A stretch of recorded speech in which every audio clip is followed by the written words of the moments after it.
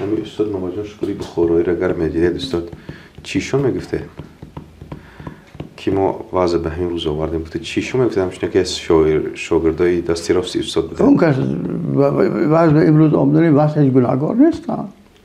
اگر آدم گفته هاشون گیره در اون کتاب های نه استاد باز که این روز اومد اون کسی خدمت کردم و به قدر خدمت اون کس نرسیدیم به این معنی نرسیدیم. نکنه از جامعه ما که یک اندازه جامعه که گفتیم که حاضر پراکنده هستیم، چیزی خوب از گنده فرق نمی‌کردگی شدیم حاضر. ما عالما ما حاشیوی کم میزنن، ماهیت مسئله های درک نمیکنن، صرفا نمیرون و اصل مسئله دیده در بیرون کم میزنن. برای همین یک تحقیقی مثلا گویم تأصیل علمی یک طرف میموند.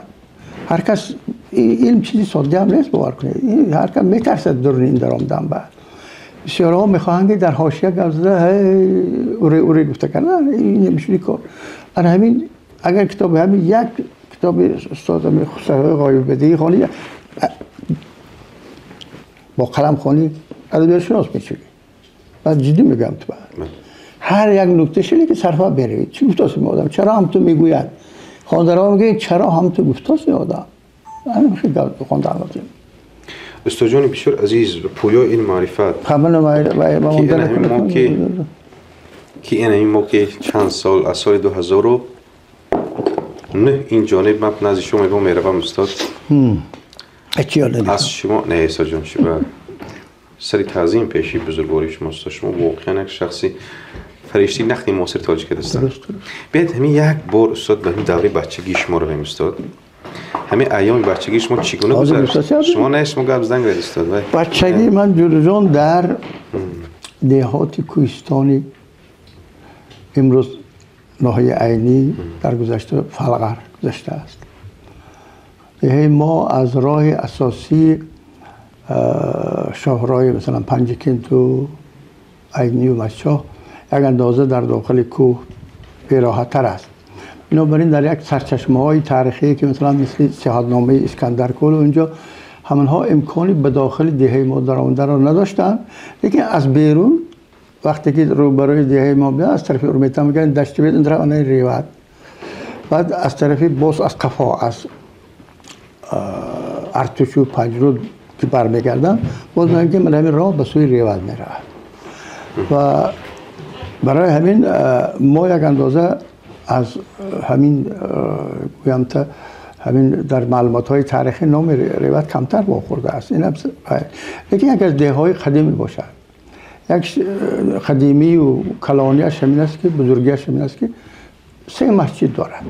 3 مسجد داشتن معناش همین که 3 محل کلان است و آدمش یاد است و به همین خاطر و ما میگویم که یک قشلاق کلان بود. قشلاقی بود که مکتب داشته است. مکتب تا انقلاب میگم ده مکتبی تا انقلاب مکتب داشته است.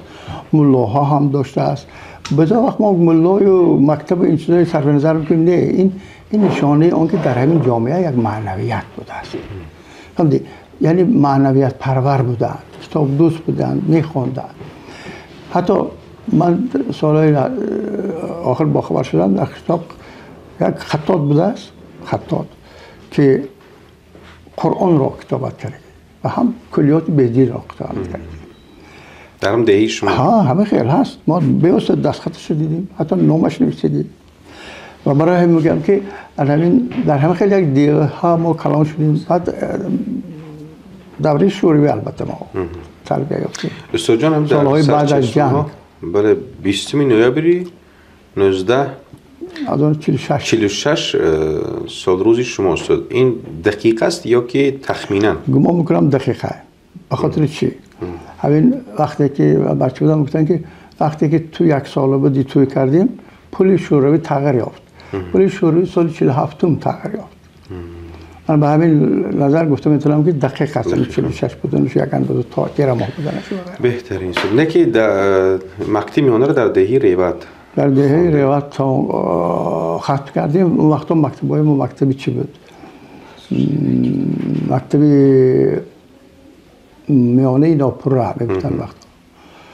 و بدتر ما که بچه‌هامو بیشتر شد میخواد خواندن توجه به خواندن بیشتر شد. فیلیال مکتب اورمیتان کردن مکتب ما رو ما همون فعلا تمام کردیم سال 1963. بهترین استادایی که همین ذوق ادبیات و خوانش در قلب شما بیدار کردن باید آورده میتوانید استاد؟ البته استادا خیلی مهم هستن. همین مکتب میانه اونی که اونجا میخونه هم محیطی که هست بسیار مهم است. معلمای ما معلمای عجیب بود که ما در دوران ما بخوندگی در قشلاق‌های ما برق نبود، کنار نبود، تلویزیون نبود، یک رادیو در گوشه صدا میداد و خلاص. ولی فکر میکنم توجه ما بیشتر به روزنامه و کتاب و خواندن و گوش کردن مثلا بعضی قصه روایت های آدمایی و افسانه ها و سرود اینجا بیشتر بود. برای این در مکتب ما هم معلمای بودن که مثلا رسول علیوف، طاهر علیوف، معلمای بودن که اینها محفل ها تشکیل میکنن، محفلی همین شعر نویسا، محفلی محاکمه ها و بسیار چیز عجیب داشتن. من انشاهای خانگی بسیار میدادم به ما که خدا رفتم مستقل، یعنی ساز بیا گمان میکنم که همیشه بسیار چیز مهم بوده است. و در این زمان ما همین بسیار کتاب ها میخوندیم، کتاب میخوندیم از کلاسیکا، از حافظ، از هلالی، از سعدی و اینها میخوندیم. استاد عینی سر روی بام پهلوی موری میبرامدیم، این طرف کوه دویان ما در این نهان میخوندیم. در این نهان داخونده گمان میگه که قهرمان ها در این گرد اطراف زندگی میکنن. و همین مانند چیزهای عجیبی هستن که عامل هایی هستن که تخیلی آدم، تفکر آدم به حرکت می‌دارند. هرچند میگیم که گویا که ترقیات و اینجا نرفته، ولی این عامل هایی هستن که آدم یک اندازه چی میکنن، متوجه مسئله هایی میدونن که بیشتر فکر میکنیم در این باره. الان به همین مانند شعر از یاد کنی بود. ما همین سال 61 مثلا داستان جان شیرین برآمد، هم معلم هم طلبه پر همین داستان از خود میکنیم، مسابقه قرار. همه خیلی حسن توجه بیشتر در همین محیطی دیگه بود است که ما همین چیزا میسر شدیم که خیلی در دل ما محبت به ادبیات یا که به آثار ادبی همین پیدا شد. خب بعد استاد جان بعد ختم مکتب میانه چرا به دوشنبه به دانشگاه به شهر خوجند رفته؟ راستش میگم که برای تحصیل، برای ادامه تحصیل. راستش که من خوجند رفتنم سببش میگه که معلمان ما همونجا غایبانه میخوندن و دیگرها. برای ما فرق نداشت اصلا دوشنبه بیشتر میآمدن. ولی من اولین بار خوجند در یک کتاب همدم آچیلوف که یک گیاگراف بودن، نامش لیلی نابود بود، براش یک صورتی پبیزه داشت. پنجشنبه مهمانخانه شهر داشت، انا همونش دیدم. همین حیران شدم که آدم عجب دیدم، آدم تحصیل میکند. بعد وقتا پختچیری آمدیم، پرولتر بازار جبار رسول شده که آدم بعد ما ندیدیم خوجند. ما گفتن که پشت این بلنده ها خوجند است. شاید من این چیزا سبب شد که به خوجند آمدیم. بعد فکر میکنم که انتخاب کردن فاکولته سخنشناسی سببش هم چیزی که اول گفتم باید باشد و به همین معنی آمده سال 63 قبول شدیم. امتحان‌های خیلی دست بردم، 2 تا 5 یک 4 گرفتیم. سال 68 تمام کرده استاد؟ سال 67 ما 4 سال خوندیم. بله سال 67 تمام کرد و همونجا باعثی استاد به کار آغاز کرد. درست میخواد 4 سال خوندیم. خیلی این بچه‌های بودیم از خیلی بودیم، لیکن دقت میکردیم خوندن و ما کوشش همین فهمیدن میکردیم. همین مثلا یک سمینار باشه درباره تشکیلات پرتوی و ادبیات پرتوی لنین، ما همین هم تو روی نویس کردن مختلف چیفت هم میخواهد، هم خیلی دیشقی کار میکنیم. و معلمای خوب داشتیم میخواه، معلمای خوب داشتیم که اونا ما متوجه روانه میکردن برای جستجوها. همین یک معلم داشتیم یوسف سلیم بودن، از پدری ناصر جان سلیم از مسکو آمدگی بودن.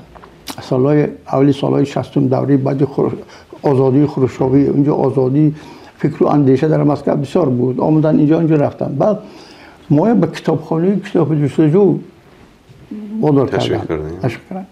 ما اولین بار سپارش دادن کتاب را به اکادمی کниги مسکو یا که نشریه های دیگر سویتسکی بیسادل و غیره آموختیم، سپارش میدادیم، می آمد. ما خودم تمام رایان ها رفته کتاب جستجو بکردیم و کتابخوانی یاد دادن. کتابخوان میگفتن کتاب تکش به حاضر من برید دقل نیه این چی را جدول راگی رو خط کش میکنن با آزمانه کتاب خواندن یاد میدادن و برای همین استادان ما مثلا بعد سایکولوژ رفتن که از اینجا کار کرده و رفتن هم نقدی اون وقتا آوازدار بودن، سرح محصول بودن.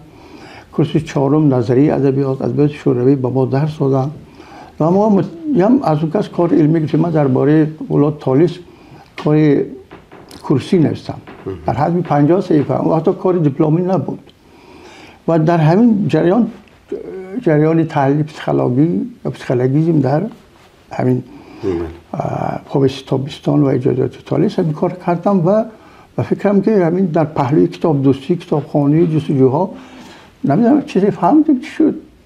یک نکته باید بگم، یک بار استاد صاحب با ما یک کورس مخصوص میگذاشتن، یک حکایه محمدی راه را آوردن. گفتن که من سپارش دادم را بودم خواندم.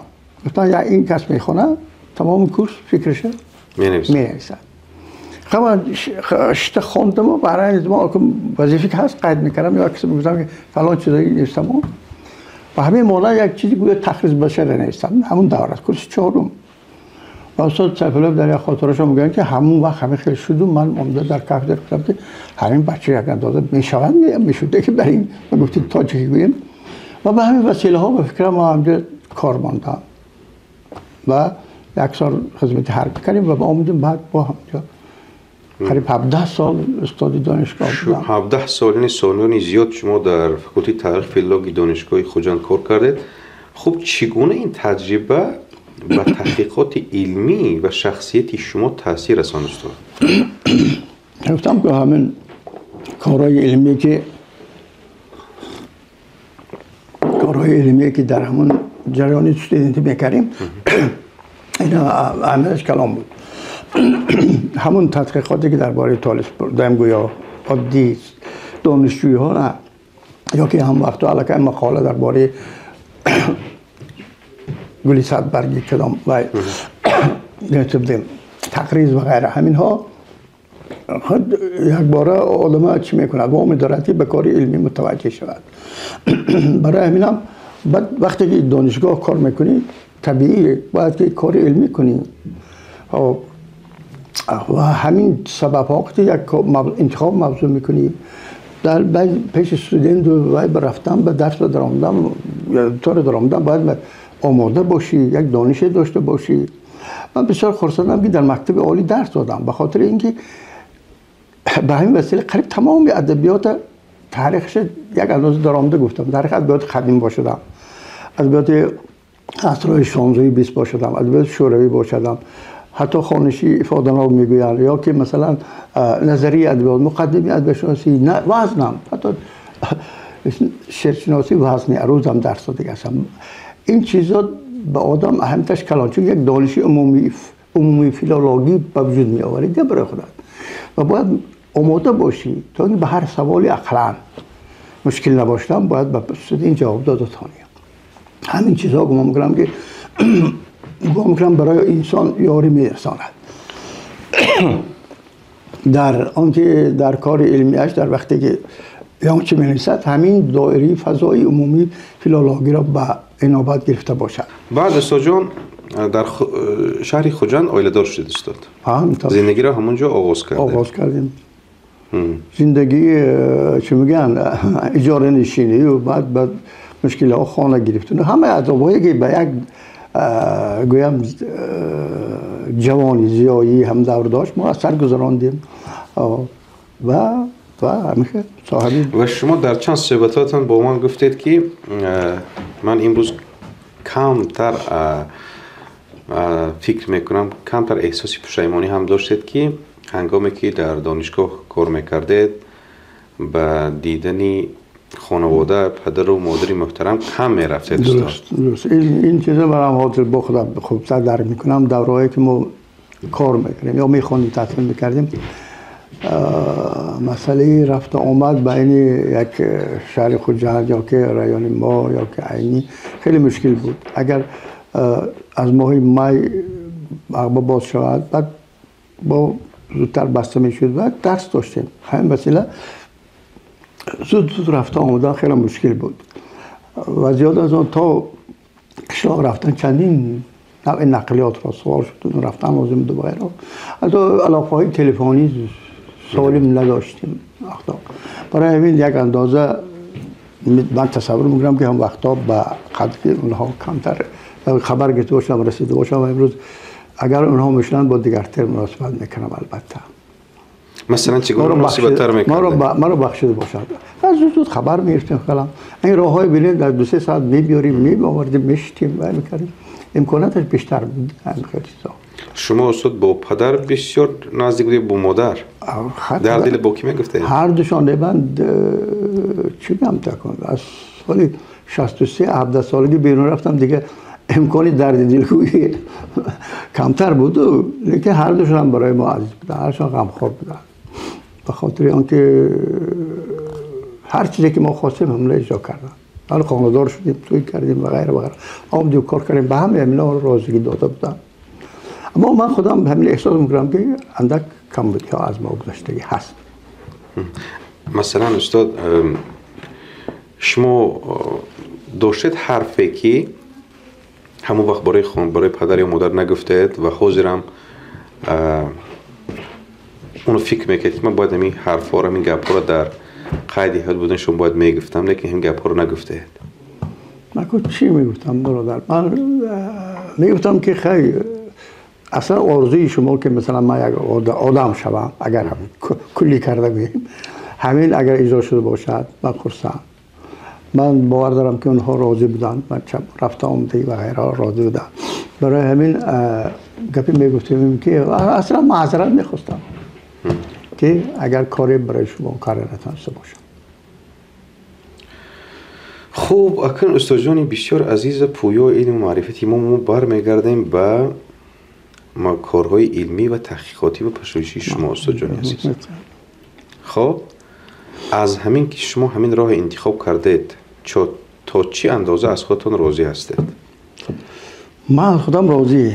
من همین کار علمی که مثلا در همین مورد ادبیات و بررسی تاریخ ادبیات و جریان ادبی نویسنده‌های علاقه میکنم من خودم قناعت محض میکنم چون که به همین وسیله گویا تصور میکنم یک چیزی کردم یک کاری کردم یک چیز برای مردم گفته میدانم یک منفعت برای جامعه رساندنم ممکن.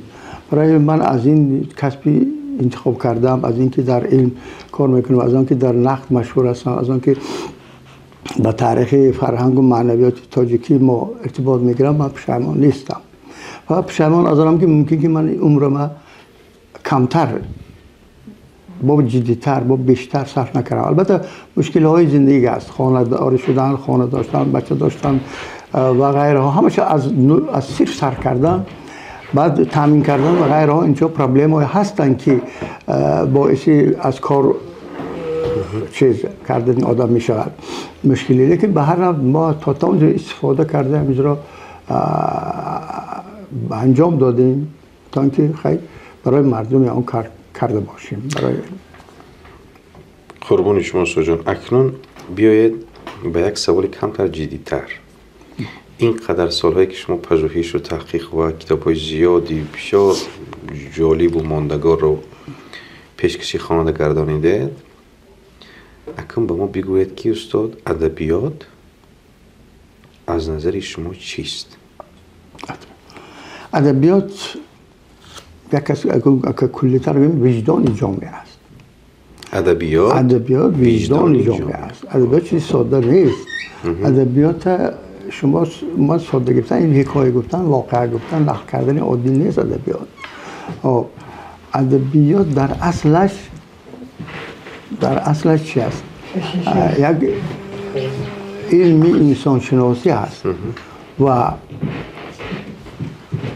رسالت ادبیات تربیت انسان است. برای همین کسی که با ادبیات سر کار میگیرد باید مسئولیت جدی کند. و نویسنده می و شاعر می و کسی دیگر می یا که یک منقدی که یک کاری که ادبیات رو می آموزه تعلیم کند باید با حقیقت و اصل ادبیات صادق باشد. ادبیات رو در کجا هم گفته باشم از بالا با دیکته مجبوری در قالب کشیده تو مین خیلی نویس این کار کن این کار گفتن نمیشود. ادبیات گذارید خودش آزاد باشد. آزاد چون که وای آزاد در تصویر چی آزاده؟ در همه گپ گفتن نه، در تصویر انسان، پرابلم های انسان، حقیقت انسان، شناخت انسان آزاد است وای. اما برای جامعه این شناخت بسیار مهم است.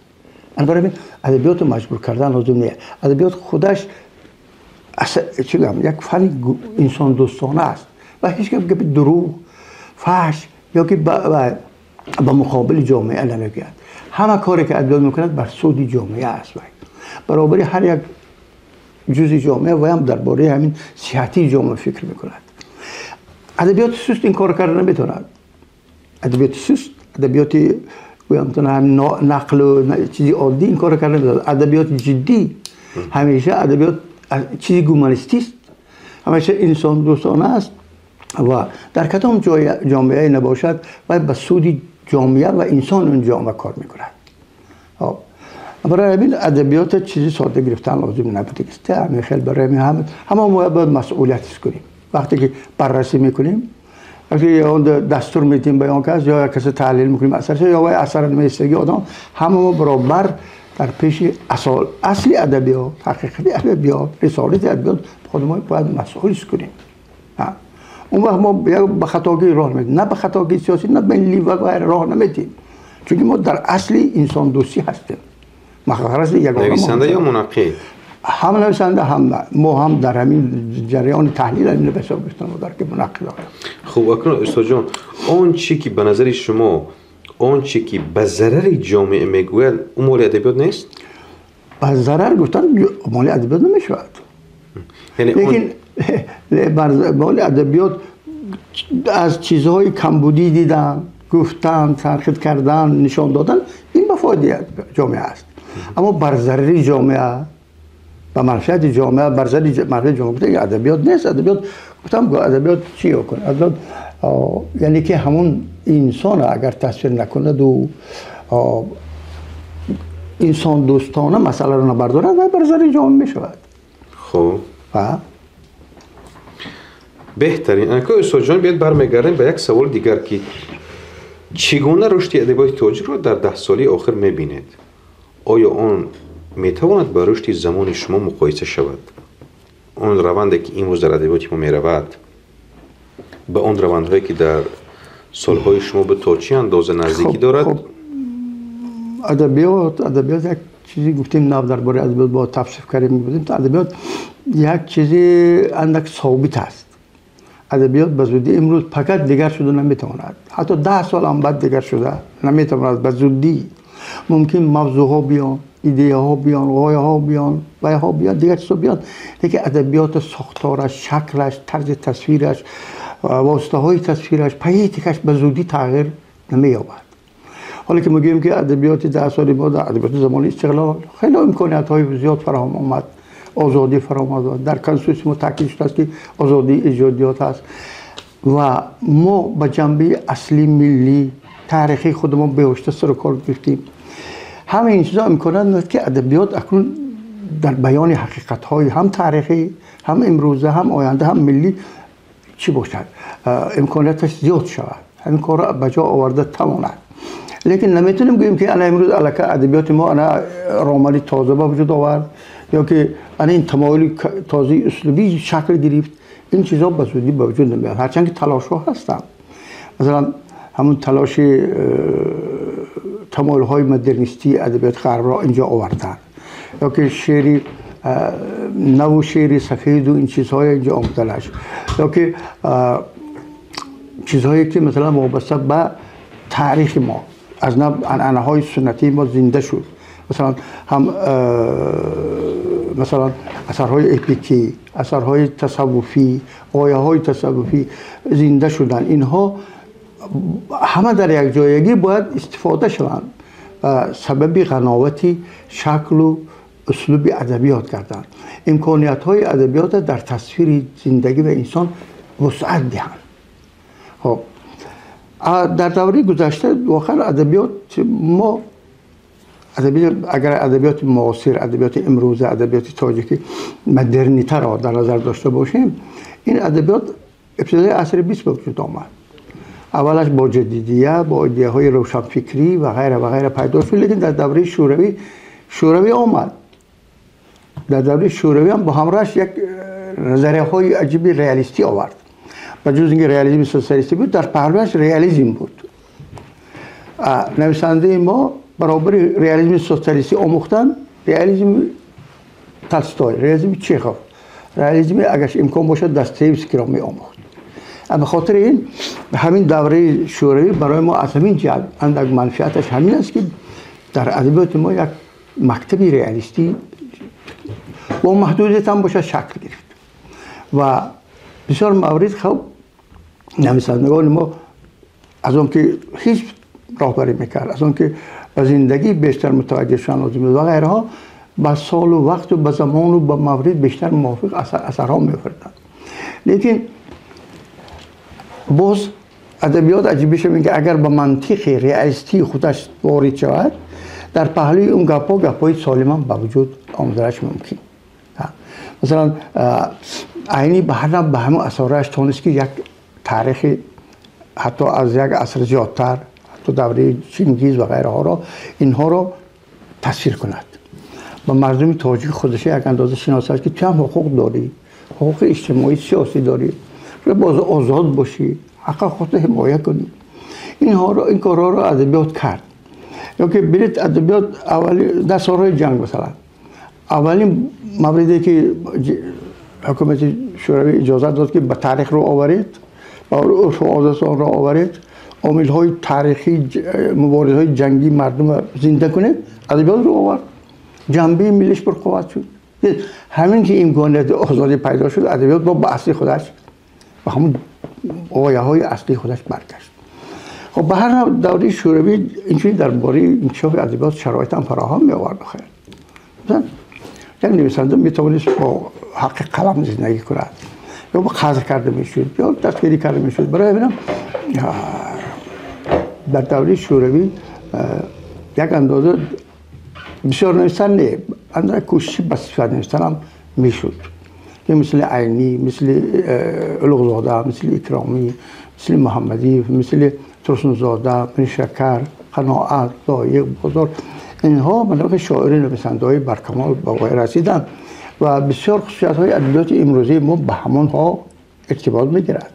کامیابی‌هایی که اونا کردن، این کامیابی صرف اجتماعی سرخ شورای معاب نبود، در این زمان خصوصیت‌های اصلی ادبیات در خود داشت. نه برای این گفتم ممکن است که باید ادبیات به کلی هیچی نبود، محدودیت داشت، این طبیعی. خب استاد، ادبیات معاصر ما بسیار پهنا و وسعتش وسیع فراخ بود، اما شما به آثار استاد عینی و انکشاف نسل سویتی رو آورده و در این باره تو کتاب هم داره. خب شما را چی وادار کرد که محض این موضوع را انتخاب کنید؟ خب اگر گیرید دیگر یک تا سالهای 50 چهره ادبیات مایه نثر مایه استاد عینی مایه میکرد و اینش هم عجیب که بسیار تمایل‌های من بعدی ادبیات ما با ایجادات استاد عینی ارتباط میگیرد. همون ژانر تاریخی انقلابی، همون اثرهای اکرامی، همون علوق‌زاده، همون رحم جلیل، همینا همش یک اندازه از مکتبی عینی بیرون آمده است. به این معنی با عینی مراجعت کردن هر یک محقق ما کاری طبیعی بود. ما با واسطه اثرهای عینی سویه صفتی ادبیات معاصر یاد میگرفتیم، میآموختیم، درک میکردیم، از اون معیار به دیگران بعد کم کم بها میداده گشتیم. برای به عینی مراجعت کردن ما این چیزی به جا نیست، به سبب نیست و خاصه که سالهای 70 زمان جشن 100 سالگی استاد عینی بود و البته هر کسی میخواست البته درباره عینی کار کرده باشد و من هم در این باره عینی موقعشان، جایگاهشان در تفکری بدیعی مردمی تاجیک، در بیداری مردم تاجیک، در انکشاف ژانر و شکل ادبیات، ژانرهای نو شام و غیره هم خیلی یک چیزی نوشتم. در دیگر موردها ما با علی بیشتر رجوع کردیم و در کل من یک کتاب همین چاپ کردم من نگاه دیگر به آثار و روزگار استاد سعدی عینی که همون کلی مقاله آمد از سالهای 78 تا اینجا فرا میگیرد. خب استاد کتاب دیگری شما با نام ایجاد بدیع انسان و زمان، شما تصویر باطنی انسان رو تحقیق کردید و از نظر شما همچون متخصص و منقد ادبیات چگونه به این انعکاس عالم باطنی انسان مساعدت میکند و یا مساعدت کرده میتواند؟ گپ سر اینکه این مجموعه که تو میگویی ایجاد بدیع انسان و زمان، این مجموعه مقاله های من است اصلا. البته درست در مرکزش هم تصویر انسان، عالم باطنی انسان هست. این کتاب دیگر من دارم که درباره امون وای به واسطه درباره چی گپ میزند، درباره تحلیل تصویر پسیخولوژیسم در ادبیات. بعد یک چیز باید بگیم که تصویر پسیخولوژی یا پسیخولوژیسم این کار ساده نه، کار عادی نه. این گفتن نمیشود که در یک دوره معینی مثلا در ادبیات کلاسیکی ما تصویر حالتی رمانتیکی بود، تصوفی بود، از آسمان به فلک میبرامدن، آدم خودش درک کرده، این چیزا بود. لیکن تصویری روانی آدمی عمیق دقیق تاریخی این تصویر نبود. یعنی خود یک انسان را گرفته در همین شرایط تاریخی چقدر تحلیل میکند، در زندگی، در حالات، در نسبت به چقدر اندیشه دارد، این خیلی چیز نبود. برای همین تصویر پسیخولوژی وابسته به انکشاف خصوص صنعتی تصویر ریالیستی بیشتر تشکل یافته بود. در اولها خاراکتری اجتماعی داشت، اجتماعی اقتصادی، اجتماعی روانی داشت. بعدتر انا بعد جنبه خود روانی بیشتر شد. مثلا در زمانی که مسئله های اخلاق اجتماعی به میدان بیشتر آمد، در سالهای 50 در آثار مثلا راملی من گناهکارم اکرامی، تابستان تالیس، اینها حکایه هاشون و غیرها، اینها بیشتر متوجه عالم معنوی، دنیای اخلاقی باطنی انسان شدن. این چیزها بعد در آثار نویسندگان دیگری ما مثلا جوانان ما از زمان کوهزاد و ساربان و عبدالحمید صمد و محمدی و بعد چیز سادات ترسون، اینها بیشتر انکشاف یافت. پسیخولوژیسم این یعنی انسان فقط مونولوگ وادار کردن نیست. پسیخولوژیسم این یک واسطه در شناخت معنوی انسان است. برای ما در ادبیات شورای ما پسیخولوژیسم یک اندازه اساساً اجتماعی و ظاهری بود. همین خیلی یک عالم مرکب انسان را میخواستن دنیاش تصویر کنن و غیره. لیکن با اون عالم مرکبی که در ادبیات غرب مثلا موج سیل احساس است که یعنی عالم درونی انسان مثل موج جوش میزند، مثل سیل که یکی موج دیگرش چی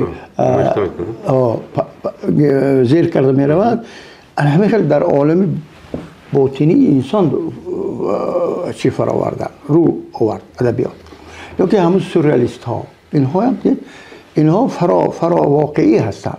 اینها در عالم همین احساس ذهنی انسان عمل میکنن، حرکت کار میکنن.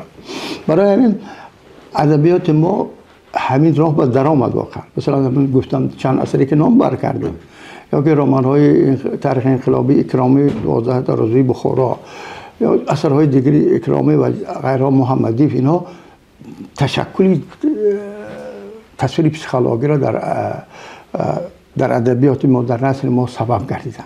حتی میتونم گفت که تصویر پسیخولوژی و اخلاقی اونقدر پرقوت بود که حتی در شعر ما هم نفوذ پیدا کرد. حتی سالهای 70 ما هم خیلی یک فکر گفته بودم که لیریک استاد لایق لیریک پسیخولوژی است. یعنی لیریک پسیخولوژی که از درون قهرمان لیریک بیرون میاد و عالم مرکب و پست و بلند و همه چیزهای انسان همش در فرا گرفته است. یعنی اگر اون قهرمان لایق شعار میگوید و شعاری از بیرون آمدنه و از درون دل خودش آمده چیز. انا همین جنبه پسیکولوژی به تمام کلی نثر ما، شعر ما، حتی به دراماتورگی ما تاثیر رسانید و میتوان گفت که هم سالها یک واسطه اون پیدا کردن تصویر در ادبیات، رئالیسم ادبیات، همین تصویرگری پسیکولوژی شده است. آدمای صفتی نه، قهرمان‌های صفتی نه پیدا شدن. قهرمان‌های پرابلمی، قهرمان‌های تمانا، قهرمان‌هایی که تمایل‌های زندگی را در خودشون انعکاس می‌کردند.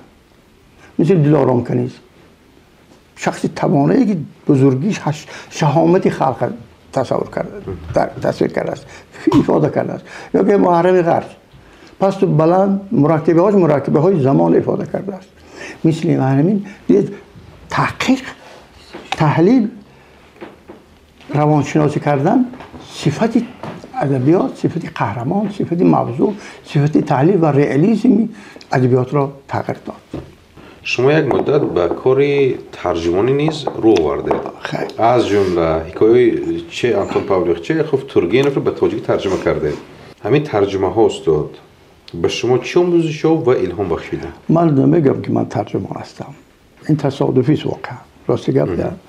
برای همین با سپارش اجرا کردیم. به هر حال ترجمه سبب داخلی اثر بدی ادراک نمی‌شود. که اون نویسنده چه نویسنده است، چه خصوصیت ها دارد، با واسطه ترجمه سطر به سطر شما همه اثر مطالعه میکنید. برای ما از ترجمه دیگه مطالعه اون اثر مهمتر اصلا هم وقت هم اگه ترجمه باشد. البته این کار ما کردیم، همین چند چیزای حکایه های ترجمه کردم، مقاله های علمی هم ترجمه کرده هستم. لیکن من گفته نمیتونم که من ترجمان هستم و ترجمان یک کسی من باشد. لیکن به صفتی هر چیزی که میخوانیم اصلا گویا که انداز ترجمه کرده میخوانیم. تا اینکه به کنهش رفته باشه. همین قدر گفته میتونم. حبذا. احکام ساجی جان بیاید به دور معاصر، به کمتر معاصرتر میبینیم.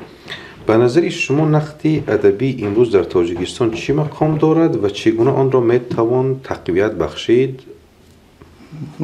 از نکته نظری صرف فردی شماست. نقد ادبی ما در دوره استقلال یک اندازه کنار رفت از جریان ادبیات. ما تا سالهای تا چند 10 سالهای اول خیلی همین پراکنده بود، هر کی هر خواهش می نویست و نقد ما همینطور شد.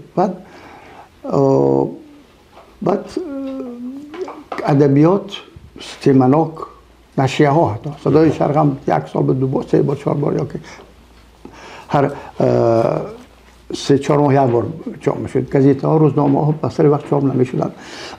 گزیته روزنامه های گوناگون چاپ میشدن. یعنی جریان ادبی یک اندازه در هم بر هم بود، یک تمایل معین نداشت و اون مرکزی که همین نقد و ادبیات رو به هم بیارد و تشکیل کند و گوییم که تشکیل کند و بیاد که همین اینا مسئله ها رو بررسی کردن لازم، از اثرها رو بررسی کردن لازم، ایجادات نویسنده ها بررسی کردن، این گونه قوت نبود. و به همین سبب به فکرم یک اندازه آدمای کلانسال، استادای ما مثل استاد شکوری، سیف الله یا که دمیچیک یا که آدمای دیگر، جوانهای دیگر بودن، اینها یک اندازه به راه تحلیل و تصویر تاریخ گذاشتن. جوانها باشن، ما هم یک اندازه اشتراک کردن خواستیم. لیکن بعد از ما تربیه نقد یعنی به درجه دوم گذاشت. کسی که به نقد آید و یک چیز تنقید کند و بها دهد و شب دراز خواند و چندین فن و چیزها را از خود کرده باشد و برای منقد شدن، یعنی آدمی نیست که گیرد کتاب بخوام فکر کنه تو منقد شدی. نه، اگر گفتیم ادبیات وجدانی جامعه است، نقد وجدان ادبیات است. این فراموش نکنید. برای یه منقد مسئولیت باید کنه. پگاه برآمده یک مقاله حکایه خوندم نویسم، اما منقد شدن خیلی گپا نیست. منقد باید که تمایل ها، روندهای سالم یک جریان ادبی درک کرده تواند، شناسد، معین کند و در جریان همین نویگیری ها چیز ممانعت میرساند اونم بیند و باید که اینش تحول دید، شکل دید، بیشتر رواج دید، این چیزهای از برش بروید. انا منقدی یعنی هم دانش اجتماعی، سیاسی، زمانشناسی، روانشناسی، دانش‌های کاملی سخنشناسی طلب میکنه که یک معیار در ذهنتون، یک معیاری بهای ادبیات پیدا شود.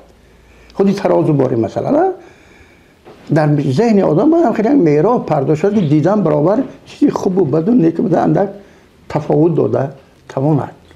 این همین چیز ما میبینیم به همین که البته پیش از همه نقد باید که اصلی ادبیات نقصانه شناسد. اون وقت از اون معیار ادبیات خوب یا ناصل بودشه روشن کردنش ممکن میشه. لیکن در زمان ما اکنون نقد البته این میشود. امروزها هم اتفاق نویسنده ها هم مثلا دانشگاه هم اینستیتوت ما کوشش کردن که ما چی کنن جریان ادبی رو بیارن. از همه میشه که تربیت کردن لازم، از مکتب میانه حتی همون محاکم تا مکتب عالی آمده همون سپارشات دادن، نویسید، تقریض نویسید، نقد مقاله نویسید، اینایی تیار کردن، آماده کردن. همه ما باید منفعت دار شیم، هم اتفاق نویسنده ها، هم این اینستیتوت های علمی، هم دانشگاه ها، همه باید منفعت دار باشیم که یک انسان های منقد، اونایی که سرای از بد جدا میکنند به وای رسند. اون وقت تنقید ادبی فعال می شود. جریان فعال که شد و جریان ادبی هم تاثیر می رساند و تمایل‌هاش معین کرده متأثر می شود. اما وقتی به ادبیات معاصر تاجیکستان نظر میکنیم، هر زمان هر دور گویم یک قهرمان، یک نویسنده مشهوری خودش داره. مثلا استاد صدرالدین عینی، استاد جلال اکرامی، استاد ساطی ملوک‌زاده، استاد فضل محمدی. خب بعدتر میبینیم یک نسل دیگر با فضل محمدیف و ستار ترسون ارومکو، استاد سوربون، با یک نسل دیگر میباید اون نسل فرض کردیم اصولها رو با سیف رحیمزاده افردی و بهمنیار و محمد زمان میشناسند، معظمه و محمد رحیمی سیده رو.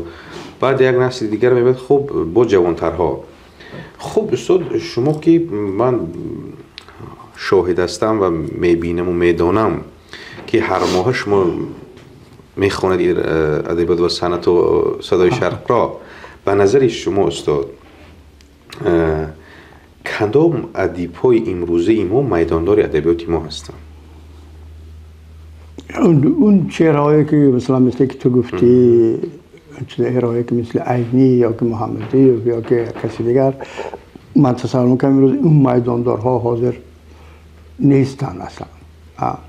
درست ما همه برابر اثر می‌نویسیم، اثرهای تا درجه خوب هم می‌نویسیم، لیکن اونی که پیش در آید بیاد که مثلا من انا و دیگرها از قفای وی روند و تمایل‌های وی پیروی کنند، این خیلی چهره نیست.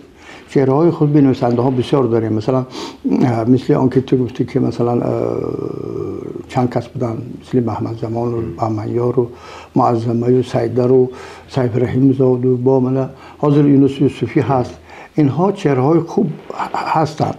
امروز هم رمان‌های نو خوب به وجود آمده سادن. رمان من یونس یوسفی، رمان میرزا نصرالدین، اثرهای میرزا نصرالدین هست. با بچه‌های جوان از خیلی مثل خیلی عطا خوجه یک رمان نوشته است، مثلا برادر چندین چیزی این روزش در نظر دارم. بله چیزهایی هستند. در شعر هم هست، مثل فرزانه شاعر خوب هست خانی. باز دیگر شاعرای ما بسیار هستند. شعر ما صفتا کیفیتش دیگر شده ایستاده است، لیکن مثل فرزانه یک شعری که روشن ما شده، الامین شاعر عجیب خصلتاش این است که کم دریافت میشه. جستجوهای هنری هست، هنری، لیکن در شکل تمایلی سبک و اسلوب حالی فرا گرفته نشده است. ادبیات باید در همین سمت حرکت کند، چهرهش آفرد، مکتب آفرد، سبک آفرد، تمایل‌های تازه آفرد. اون وقت ادبیات میتواند که هم خودش پیش رود، هم در تفکر تربیت آدم‌ها سهم گیرد، هم تفکر بدی جامعه رو پیش برد. من همین تمام دیگر که نیست. خواب که نمی‌بیند. خواب چه خیلی است؟ هر خیلی یک چه خیلی؟ من خوابم یادم نمی‌ماند، لیکن بعد بسیار چیزی که در زندگی بوده است من خواب می‌بینم. حاضر خواب می‌بینم که زود نوشتم، حالا که زود نوشته نمیتونم. خواب می‌بینم که زود راه رفتم کوچه آباد، حالا که راه گشتم نمیتونم. عجیب، خصلت‌های عجیب بوده است. بعد چیزایی که بسیار دیدم و تلویزیون شنیدم یا ابنا حتی در خوابم میدارم این خواب بسیار وقت یادم نمیمونه. بهترم خسته نویسه چون فکرم بهترم دل تو سیاه میشه خواب. استاد به نظر شما ادبیات تاجیک یعنی ادبیات امروزی ما تا چه اندازه میتواند با ادبیات جهانی هم قدم باشد؟ همه درد و کسله ما اصلا همین که ما در پایه ادبیات امروزی جهانی باید فعالیت کنیم و بدبختی ما همین که ما به همین کمتر حرکت میکنیم. ما در پایه هم سنت های خود ما همون موضوع سوژت گویی واقع نقل کنی یک اندازه متاثر کردن تو گیرندن و خنداندن و مشغول هستی. اما ادبیات جهانی در سطح دیگر حرکت دارد. اونی که یکیش مثلا سورئالیسم میگویی یا که میتوانی ادبیات کلاسیکی در پایه های ادبیات مدرنیستی امروز از نو کار کنیم. چه که محمد زمان کردن یا که حاضر کرد هم به جوان ها کردن یا که مثلا همین بهمنیار در زمینه افسانه در زمینه هزار و یک شب در زمینه همین چیزها در اساس استفاده همون ریالیسم معجزه‌ای ادبیات آمریکای لاتین همین چیز وجود آورد. وظیفه ما الان خیلی کار کردن. اینکه من قناعتمند نکنم یک حکایه نوشتم فلان بای خونده تبریک کرد خرسند شد این قدر محدود شدن نمی‌شود. تمام ادبیات جهان ادبیات ترکیه بین بهترین نوبلاش در زمینه ادبیات سنتی پیدا شدگی یا دیگر یا ادبیات های ایران هم همین نویسنده هاش همین صادق هدایت سر کرده من بعد آنها ادبیات در زمینه ادبیات مدرنیستی چی کردن با وجود آوردن میخواد. یکی به هر نوع جنبه ملی در هر ادبیات مهم است. همین چیزی نو را بر مواد ملی گفتن لازم. هم به بیگانه معلوم که دیگر می نماد هم به خودت به خواننده خودت زود رفته میرسد. همین چیز ما به حساب گیریم که هر دل امکان ادبیات جهان را آموزیم در سویه ادبیات هیچ نباشد فارسی زبان ها یک چیز ایجاد کنیم هیچ نباشد بلکه در پایه ادبیات جهان مستقل هم رفتن لازم آخه شرط نیست با سکیم کسره مستقل آموخته یک نویسنده های جهانی چیز آموخته در پایه اونها به سبک اونها به طرز و طریق اونها اثر ایجاد کنی یاد گرفتن در کار. من نمیگم که ما کار نمیکنیم نویسنده ما کار میکنن یا شاعر ما میکنیم بسیار میکنیم لیکن همه خیلی یک مسئولیت و وظیفه کنک بلند و کلان هم پیش ما به گذاشتن ما داریم به این نمیشود. مثلا ما با جریان ادبیاتی نه فارسی زبان همراه میشیم نه جهانی فقط با اتنوگرافی ما ممکن بیان که ها این خلق هم خیلی بده است تمام این خیلی نمیشود با این کار تمام نمیشود بلکه انسان همین زمان تاجیکی امروزی آفریدن لازم که باید خیلی انسان است. انسان تاجیک انسان ساده هم نیست معنویاتش هیچ نباشد 14 اصل داره. اینا با همه قناعتش آفریده توانست لازم همین میتواند که ما بالا بره. چرا مثنوی عالم می آموزد؟ چرا مولانای امریکا کتاب سرفروش برای اینکه اون معنویات هست آخه. چرا اون معنویات ما از خود نکنیم از بر نکنیم در زمینه امروزی مدرنیستی و از نو کار کرده و مردم پیشنهاد نکنیم آخه. ها انا هم خیلی باید ما یک وظیفه بسیار مسئول در پیش ما نویسنده ها گذاشتن سازیم اهل ادب ما و به همین راه باید بیشتر حرکت کنن گوش کنن. نویسنده های ما میگویند که خواننده نیست که ما اثر نویسیم.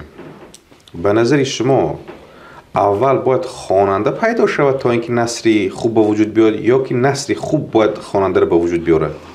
خب درست اصلا پیش از همه گفتم که ما حوصله خواندن داریم یا نه حاضر کتابخوان کم آخه حوصله خواندن داریم یا نه این یک گپ این جامعه باید تربیت کنند. مثلا حاضر خیلی فروغ صبح دانایی شده ایستاده است دیگر چیزها شده است شاهنامه خوانی می شود مردم توجه به خواندن کرده ایستادن بعد همیشه تربیت کردن به خواندن به آماده بشوند آدم ها. این یک دیمش این که وای آماده شد این حاضر آماده شدگی اکنون اثرهای سست و مست قبول ندارد اکنون این بعد خود همون نویسنده باید احساس کنن که الان خیلی خشتی کتابخوان پیدا شد اینها علاقه جهان میدونند یا که کلاسیکی میدونند یا که اواخر همش طرفان که میرند اون نویسنده طلبهاش هر چیزی به خوندن نمیگیرد. این یک. دیگر است اینکه آخه ادبیات باید مردم تربیت کند. چیزی شوخ‌آور می‌نویسی. گفتم که یک جان شیرین ترسزاده ما معلم استودنت طلبه معلم برابر از خود کردیم از خود چون که چنان اثری زیبا طبیعی روان شیرین درست شده که دیگر خودت داشته نمیتوانی. مثل همین مرگ ستاره چرا نخوانی آخه باید یا یادداشت‌های صفحه به صفحه زندگی هر روزی مردمی بخارای در قریب یک اصل نخوانی. وابسته به آن که نویسنده چه اثر می آفریند و تربیه خواننده در دستی نویسنده هست و در این زمان خواننده هم تقاضا میکند که نویسنده چیزی برای خوب و موافق ایجاد کند. بفکرم 54 سال زیاد از فعالیتی زیاد از 54 سالی خود استاد. همین مثلا بسیاری ها میگن که رسام میگن که رسمی 26 ماه، شاعر میگن شعری 26 ماه، نویسنده میگن که اثری 26 ماه. من یک سوال نمیتونم آیا آنچه که در مدت همین سال شما وقتی که نفت کار را آغاز کردید و آنچه که میخواستید برای خواننده و برای جامعه پیشنهاد کنید در ظرف این 54 سال شد همون شما تالیف کردید یا هنوز هست؟ راست شگم آدم که از خودش قناعتمند باشد و نمیشود. آدم نیست اصلا که همین کار کردیم قناعتمند ما همچنین کردم گفته باشید. لیکن همین قدر میتونم گویم که به قدر توانم کار کردم. و البته اصلا من بعضی وقت میگم که در همین ذهنم کتابخانه ایده ها هستن لیکن عمل کردن کار ساده نه. آخه ایده های بسیاری هستن که پرابلم های هستن که کار کردن برای خب برای جوانان پیشنهاد کنید کدام کار رو انجام دهید؟ من پیشنهاد میکنم اما جوان ها آماده باشن. خب ما آماده هستیم. جوان ها با اون دانش های ابتدایی که دارن حاضر میبیاین که بعضیشون اگر الفبای و ترتیب پرسی نمیدونن برای خدا. حالا که الفبای ادبیات شناسی دانستن یک دو آماده بودن این بله یک کار کرسی درست ننوشته این آدم. آن چه معنی دارد این؟ با چه خیلی آمده اینکه ماجستر یا که دکتر پیجی میشود؟ پیشنهادتون کنید ما تیاریم. نه همین است خیلی. پیشنهاد شما اگر از شما نباشد از استاد هیچی نمیگیرید شما. هم طلب خودتان نباشه. شما اگر تقاضا نکنید که فلان چیز یاد بگیرم استاد میگوید اما با گوشتان میبرد از دو گوشتان برایش میدرادش میبرد برای همین خودی دانشجو خودی شاگرد با خیلی ارتباط وابستگی کلان دارد این چیز. بعد استاد چیکار میکند؟ تو شما روانه میکند یک حقیقت میکشوید. انا خدا نکنه اون قشنه ساخه لیکن باید در دهانتون نان کرده خواهیده نمیکرد که آخه استاد شما باید خواهید که طرز کار درست همین شما روانه کردن به راه سالم درست که انا گیر رو بکن زینه بزینه. استاد جان شما هم ایده‌هایتون که میخواهید نسل جوان کار کنن 10 تاش نامبر کنید استاد؟ چه؟ 10 تاش 10 تاش کجا سکون؟ من مثلا میخوام که مثلا مسئله پایتیکا کار کرده شود. پایتیکی یک ادبی یا که عموما پایتیکی یک ادبیات، پایتیکی یک جریان ادبی، پایتیکی یک سبک، پایتیکی ژانر، پایتیکی یک نویسنده کار کرده شود. چی مهمیت دارن؟ مهمیتش اینه که داخلی ادبیات وارد میشی. با اون هنری که نویسنده کرده است، ساخته است، چقدر اثر میسازد اونجا وارد میشه. با اصلی واقعه ها چقدر ساخته شدن اثر درک میکنی و پای میبری که همین اثر چگونه ساختار و ساخت و از حرف است، از یک صدایش از آثار کرده تا ایدهش چقدر جریان میگیرد. یعنی همینش همیشه درک میکنی. مثلا ما سبک خراسانی عراقی به دلی داریم، هندی داریم و ادبیات ما ادبیات نو سبک خودش دارد. این سبک اون سبک ها نیستیم. این سبک اکنون ادبیات ریالیستی است. پایتیکش هم همین طور است. با این همه خیلی مناسبت کردن لازم. با ادبیات امروز از معیار ادبیات 1000 ساله بها دادن لازم نیست. لیکن از نظر معیارهای علم امروزه به ادبیات 1000 ساله مراجعت کردن لازم. مثلا پاییز که ادبیات کلاسیکی هیچ آموخته شده نیست. سبکش آموخته لیکن دارد. پاییز که خاص خودش دارد. پاییز که مثلا نورماتیوی، قالبی از بود. لیکن عجیبه چیه که حافظ در قالب مثلا همین مشهور عالم شد. عجیب دادرم. میگه از قالب بیرون نبرو. یکی در داخل قالب ادیب جهانی میشه. میدونید این کار ایجادی بسیار کار مرکب کنه.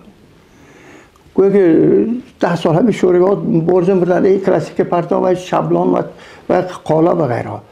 لیکن خود ما چی آفریدیم بخیر. نه مهم هنر داشتن. آخه غرض چیست که در داخل سنت تو هم خیلی میشوی.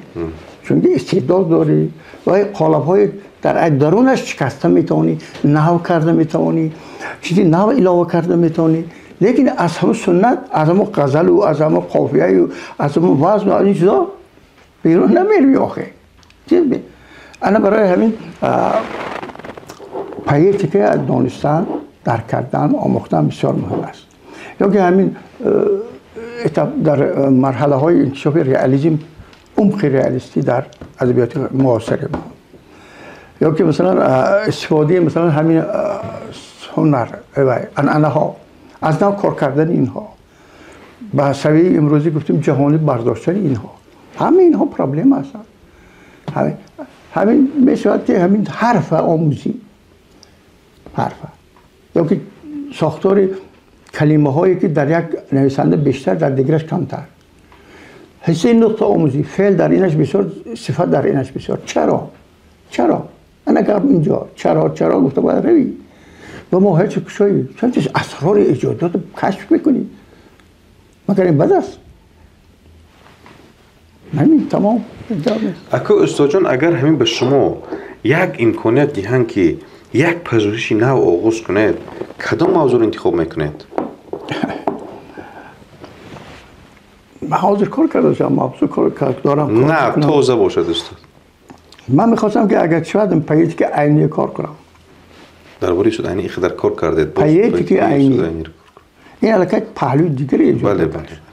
نه به معنای پیتی که یکون ژانرش، یکون اثرش، یا که پیتی که یکون سوژه، یا پیتی که یکون دیتال دارن، بلکه پیتی که کلی که عینی، چون چهره بدیعی ادبی 40 انسان است، 40 شخص است. اگر دقیق کردیم 40 شخص است، 40 نویسنده است که ساختاری نقلش، سوژه‌اش، کامپوزیشنش اینها چقدر به وجود آمده. عینی عجیب، عینی اهم نثر روایتی در جلدان بخارا استفاده می‌برد. عینی از فولکلور در آدینه استفاده می‌برد. عینی ضرب المثل مقاله در خود یک دنیا استفاده می‌برد. همچنین مرکب‌تر می‌شود در غلامان، در یادداشت‌ها. تمام تا به درجه میرسد که در یادداشت‌ها عینی از تصویرهای رئالیستی برآمده تصویر رمانتیکی میگذرد. برای همین شدن لازم بخواه. همین به نظر شما استاد همین زندگی چی بوده؟ زندگی تلاش. هم عادی هم تلاش میکنه، هم تلاش میکنه، هم حرکت میکنه.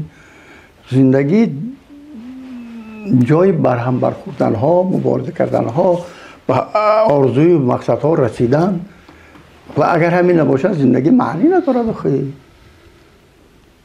زندگی وقتی که تو به دنیا آمدی، رسالتت از خدا می، از زمین، از پدر مادرت، از طبیعت می، رسالتت چون انسان زندگی کردن، تلاش کردن، خودت تحصیل کردن. همین به این نمیشود زندگی. معناشو گم میکنه زندگی شیرینش همین.